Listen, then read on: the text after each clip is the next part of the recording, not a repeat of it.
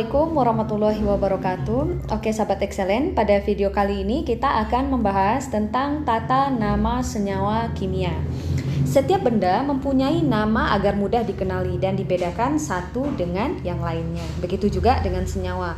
Diperlukan juga penamaan agar jutaan senyawa tersebut dapat kita bedakan. Oke, yang pertama kita lihat adalah tata nama untuk senyawa biner. Nah, sebelumnya kita harus tahu dulu apa itu senyawa biner. Senyawa biner itu adalah senyawa yang hanya tersusun dari dua jenis atom saja. Contohnya adalah NaCl. NaCl ini adalah contoh senyawa biner. Kenapa? Karena dia hanya terdiri dari atom Na dan Cl. Jadi ada dua jenis atom di situ, ya. Kemudian contoh yang lain adalah KCl. Nah, ini juga termasuk dalam senyawa biner karena hanya terdiri dari dua jenis atom saja, yaitu K atau kalium dan klorin atau Cl, ya. Kemudian ada lagi MgCl2. Nah, MgCl2 ini juga termasuk dalam.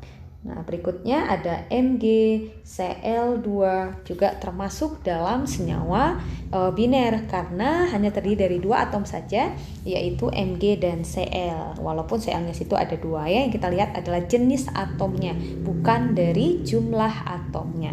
Oke. Nah, untuk senyawa biner tersebut kita kelompokkan atau dikelompokkan lagi menjadi senyawa biner ionik dan senyawa biner kovalen. Senyawa biner ionik itu adalah senyawa yang membentuk ikatan atau senyawa yang terbentuk dari ikatan ion. Kalian ingat lagi syarat terbentuknya suatu ikatan ion antara dua unsur.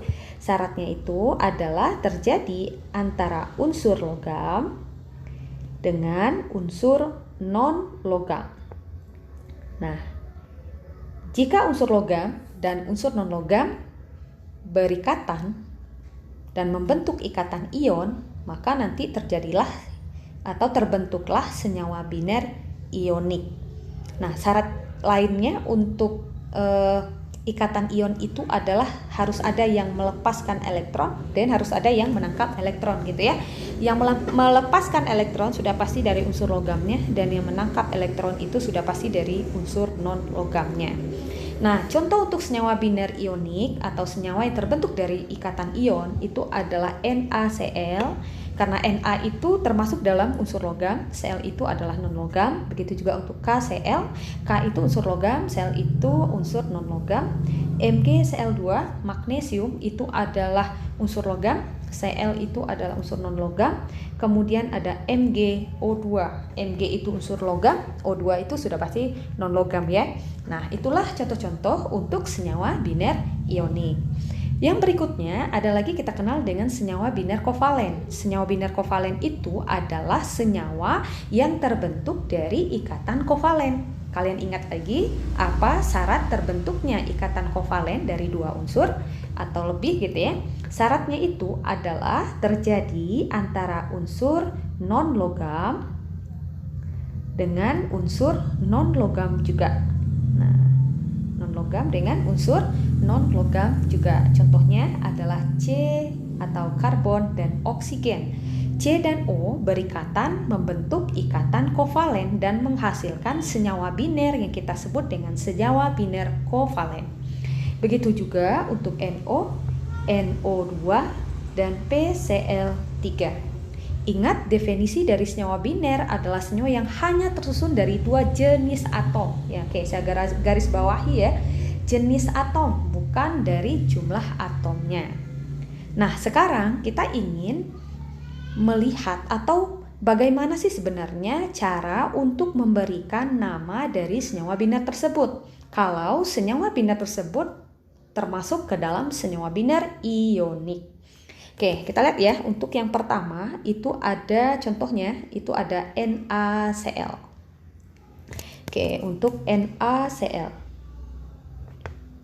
Nah, untuk penamaan senyawa ionik ada dua cara, ya.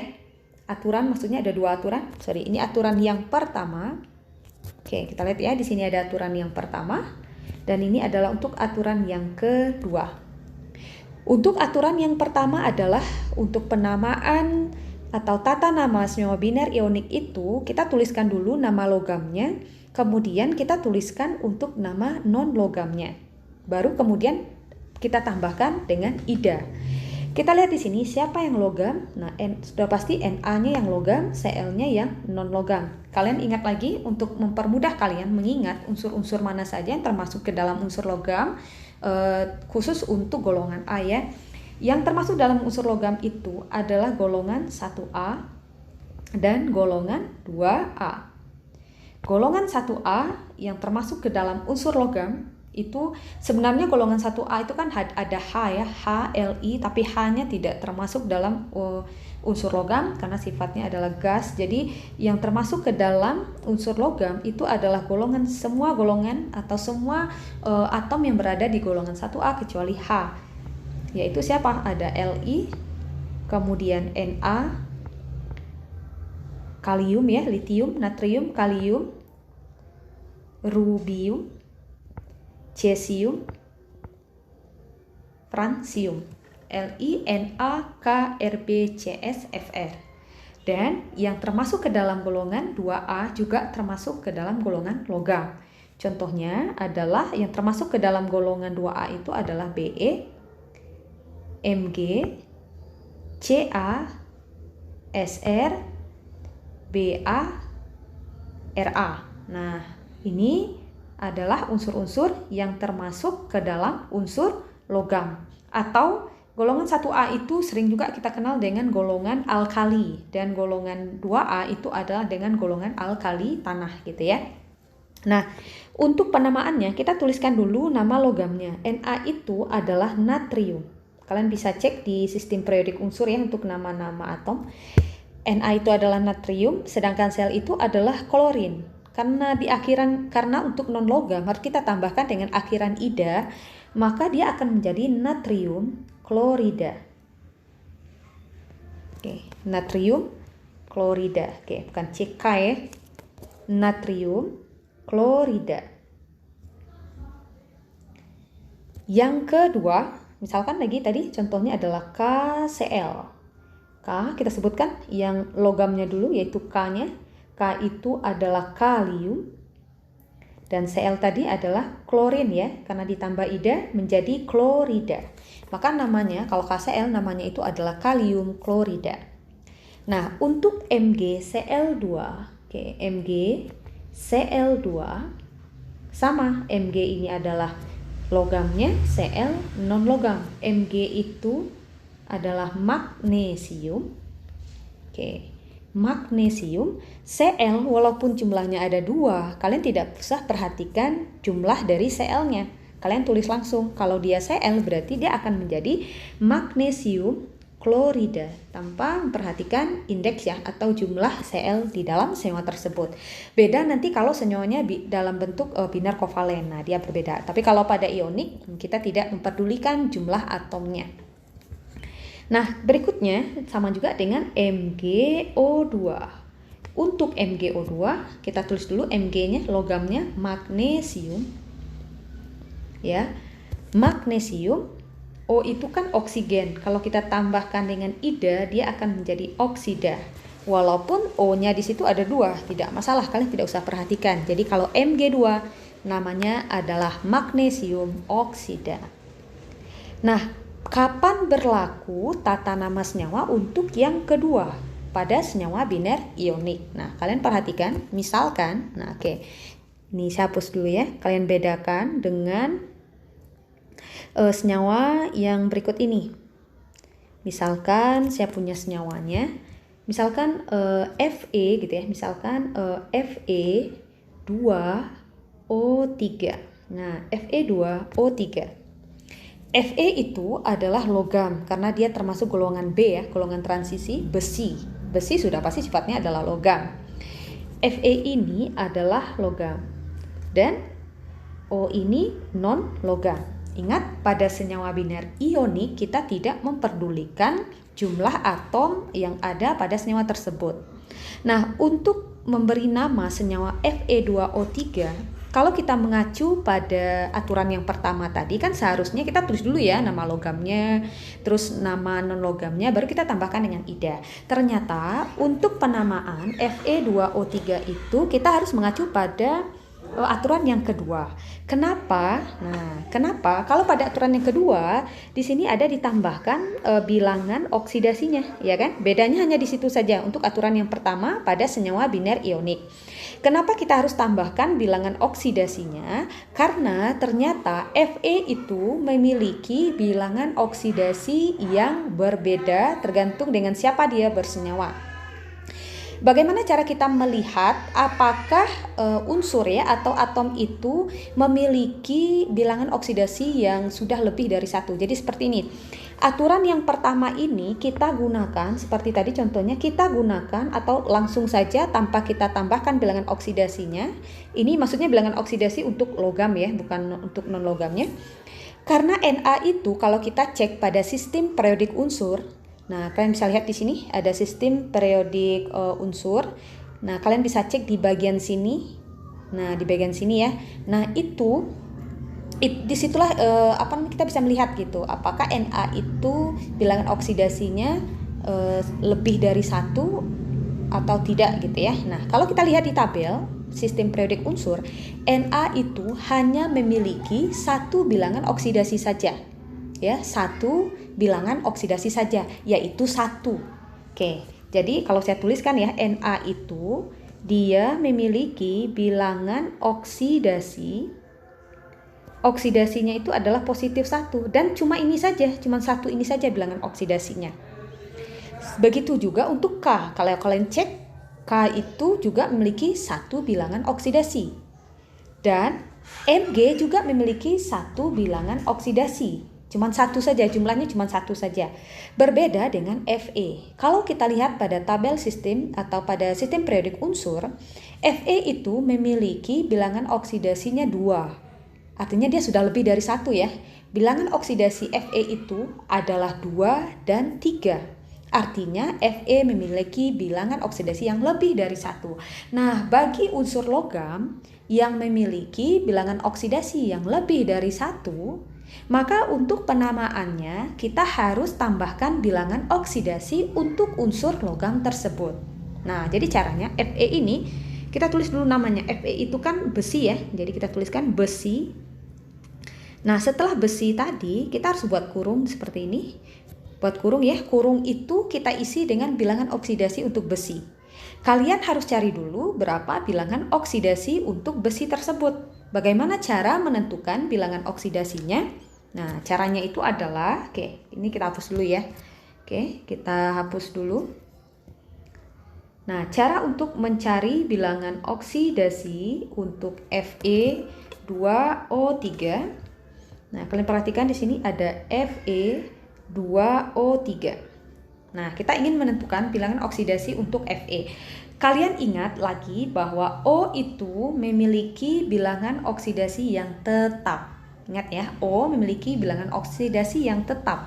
Bilangan oksidasi untuk O itu adalah negatif 2. Jadi kita cari dulu bilangan oksidasi untuk O itu kan tadi negatif 2 ya. Ya kan? Oke, kita tulis dulu di sini, di atasnya boleh biar kalian paham. Nah, jadi di sini Fe2O3.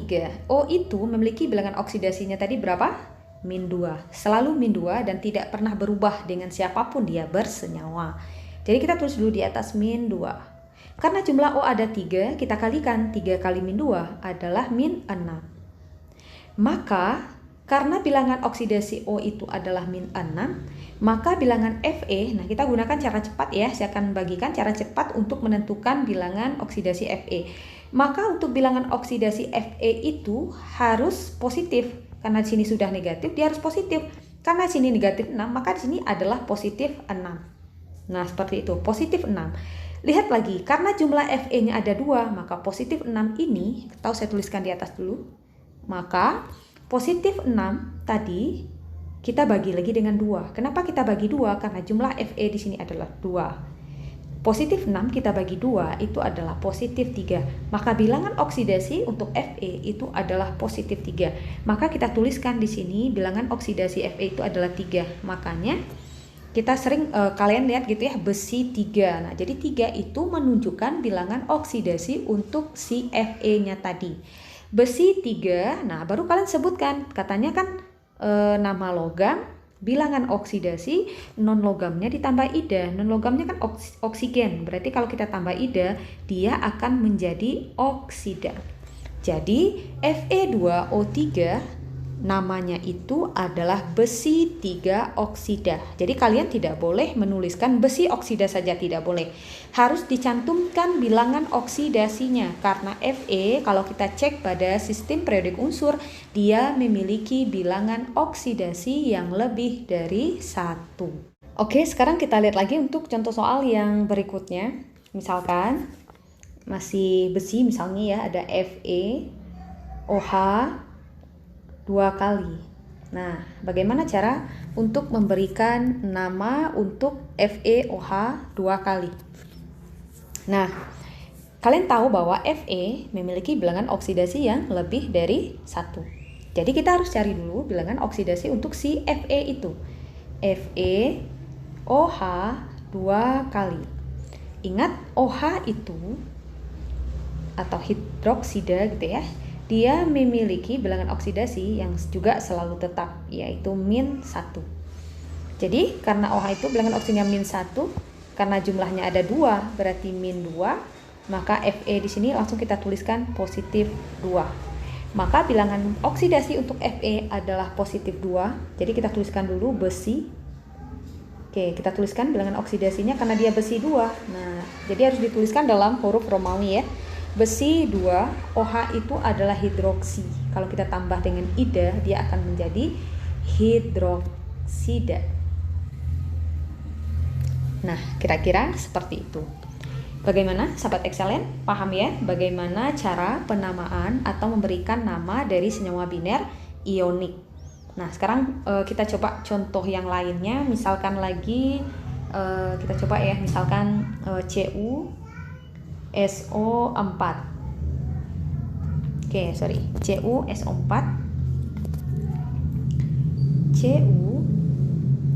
CuSO4.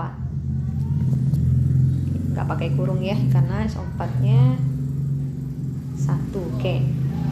Cu itu adalah tembaga. Kalau kalian cek, tembaga itu memiliki bilangan oksidasi yang lebih dari 1. Jadi kita harus tuliskan bilangan oksidasinya. Tembaga. Nah, kalian harus buka kurungnya. Kalian harus cari dulu bilangan oksidasi untuk CuSO4. Kalian ingat lagi bahwa SO4 ini memiliki bilangan oksidasi yaitu -2. Maka Cu langsung kita tuliskan +2. Maka untuk penamaannya dia akan menjadi tembaga 2. SO4 itu adalah sulfat. Jadi kita tuliskan tembaga 2 sulfida. Ya, tembaga 2 sulfida, atau sering juga ditulis dengan tembaga 2 sulfat juga boleh ya.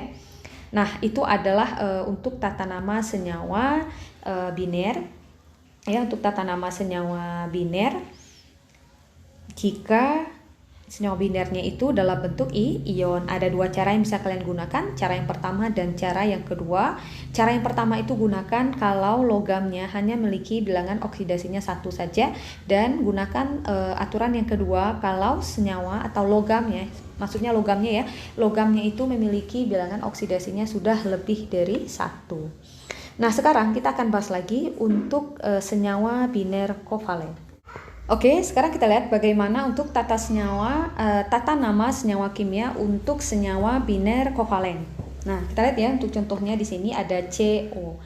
Untuk senyawa biner kovalen, kita harus menyebutkan jumlah atom dari masing-masing unsur tersebut. Kita bisa gunakan jumlah atomnya. Jumlah atomnya itu harus dituliskan dalam bahasa Yunani ya. Kalian ingat lagi kalau 1 itu bahasa Yunaninya adalah mono.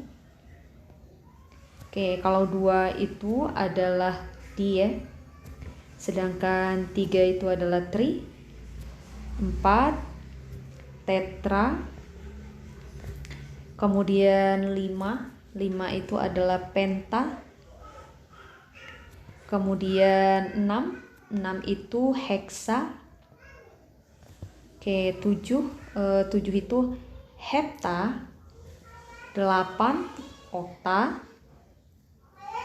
Oke, kemudian 9 itu nona dan 10 itu adalah deka. Nah, gitu. Misalkan di sini senyawa binernya ada C dan ada O. C itu adalah karbon, ya, karbon. Jadi kita tuliskan dulu di sini karbon. Karbon. Nah, baru kemudian unsur yang kedua, karena unsurnya adalah oksigen gitu ya. Jumlahnya ada 1, kita gunakan mono. Jadi karbon mono kita tambahkan karena dia oksigen monoksida. Jadi tambahkan ida di belakangnya. Karbon monoksida. Mono itu dari jumlah oksigen yang ada di dalam senyawa tersebut. Oke. Supaya kalian lebih paham, kita lihat cek lagi ya.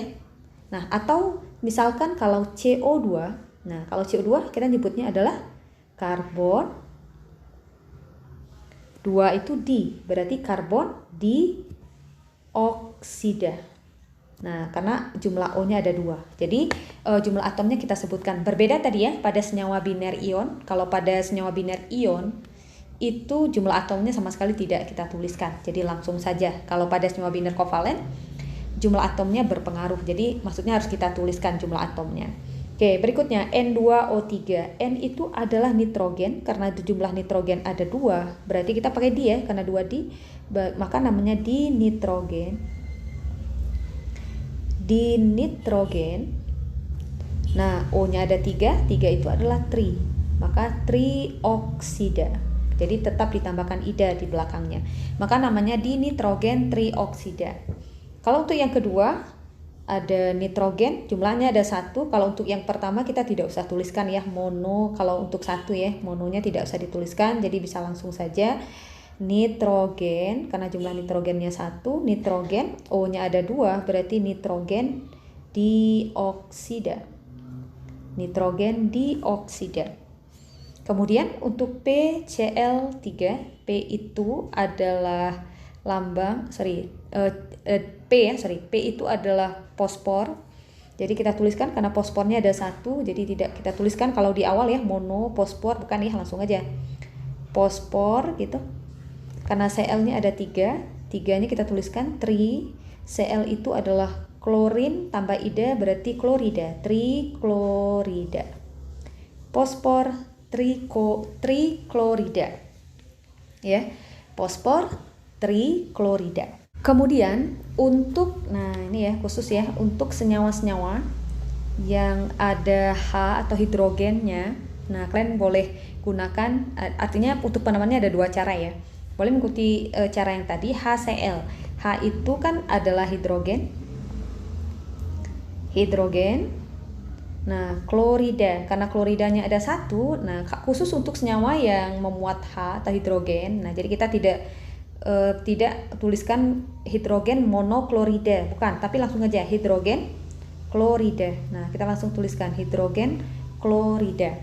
Atau biasanya kalau orang-orang atau para kimiawan gitu ya, kalau senyawa yang ada H atau yang mengandung H di dalamnya atau unsur hidrogen di dalamnya, itu kita juga bisa menyebutnya dengan menggantinya dengan asam. Nah, asam klorida. Nah, gitu. Jadi H-nya diganti dengan asam klorida. Kalau HBr berarti ini juga sama ya, hidrogen. Br itu bromin, maka dia akan menjadi bromida atau kita sebut dengan asam bromida. Kalau untuk H2S, nah karena H-nya 2, jadi kita tidak boleh menuliskan dihidrogen, nggak boleh ya, langsung aja hidrogen sulfida, atau boleh juga kita sebutkan dengan asam sulfida. Nah, bagaimana Sobat Excellent? Sangat gampang sekali ya memberikan nama dari senyawa-senyawa biner, baik itu ionik ataupun kovalen. Oke, terakhir kita lihat bagaimana cara memberikan atau memberikan tata nama atau nama senyawa jika senyawanya dalam bentuk poliatom. Berikutnya untuk senyawa poliatomik. Nah, di sini ada beberapa senyawa poliatomik yang harus kalian ingat ya namanya, seperti NO2. NO2 itu namanya adalah nitrit. Kalau NO3 berarti dia nitrat. Kalau SO4 berarti sulfat. Maka SO3 dia akan menjadi sulfit. CO3 itu adalah karbonat. Namanya karbonat. PO3 itu adalah fosfit. PO4 itu adalah fosfat. Nah, ini adalah senyawa-senyawa poliatom yang harus kalian ingat ya, termasuk juga OH, OH- ya. Itu adalah hidroksida. Hidroksida. Nah, kita lihat untuk contoh soalnya. Misalkan kalian ingin memberikan nama, misalkan di sini ada Na2CO3. Kalian lihat di situ apakah ada senyawa poliatom di situ? Ada ya, ada senyawa poliatom di situ, yaitu ada CO3. Kalian sebutkan dulu nama unsur yang pertama, Na, yaitu natrium, tanpa memperdulikan jumlah atomnya. Jadi langsung saja natrium. CO3 itu adalah karbonat, berarti namanya adalah natrium karbonat. Nah, jadi langsung saja natrium karbonat. Oke, contoh yang lain. Misalkan NH4. NH4 2 kali SO4. Ya. NH4 itu NH4 itu adalah amonium ya. NH4 itu adalah amonium atau amonia. Nah, dia akan sama dengan amonium. Amonium. Nah, karena ada poliatom di sini SO4 ya. SO4 itu adalah sulfat. Jadi namanya adalah amonium sulfat. Berikutnya misalkan lagi NaOH. Ada poliatom di sini, ada OH ya. Jadi namanya langsung saja natrium hidroksida.